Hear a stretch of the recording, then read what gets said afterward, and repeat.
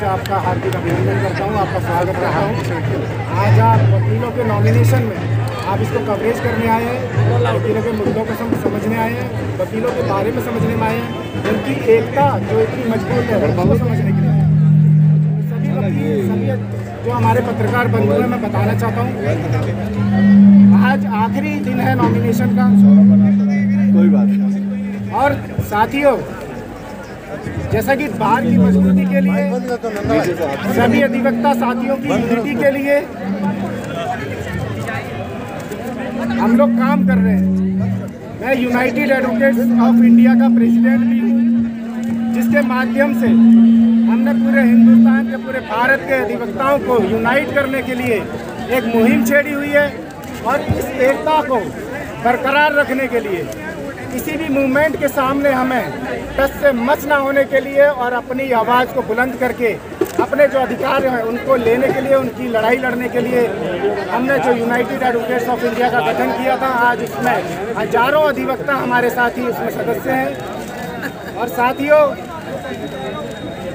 मैंने महिलाओं के रिजर्वेशन के लिए, आप देखिए मेरा ये पिछले चुनाव का पर्चा है। पिछली बार मैंने चुनाव लड़ा था इस वाइस प्रेसिडेंट के पोस्ट पे, जिस पर मैं फिलहाल इस बार दोबारा से चुनाव लड़ रहा हूँ। और साथियों, इस चुनाव के पर्चे, मेरे जो ये प्रतिज्ञा पत्र है, ये आप देखिए, इसमें 12 नंबर पर आप देखिए, 14 नंबर पर 2.5 साल पहले का जो चुनाव है उसमें मैंने कहा था कि महिलाओं का रिजर्वेशन 30% से ज़्यादा होना चाहिए, जिसके लिए मैंने लालचंद वत्स हॉल दिल्ली बार एसोसिएशन का जो हमारे यहाँ पर प्रांगण है, उसमें एक महिलाओं के लिए बहुत बड़ा कार्यक्रम किया, जिसमें पूरा हॉल का कागज भरा हुआ था और महिलाओं ने हमारी आवाज़ में आवाज़ मिलाई। और इस आवाज़ को, कि महिलाओं का रिजर्वेशन होना चाहिए, इसको सार्थक समझते हुए हमने बहुत सारे आंदोलन किए, जिसके बाद देखिए आपने माननीय सुप्रीम कोर्ट ने महिलाओं को रिजर्वेशन देने का काम किया। आज प्रत्येक बार में महिलाओं को 30% का रिजर्वेशन है। यहाँ 30,000 कोर्ट में भी जो DBA का चुनाव है, यहाँ 4 महिला प्रत्याशियों के लिए चुनाव में रिजर्वेशन है।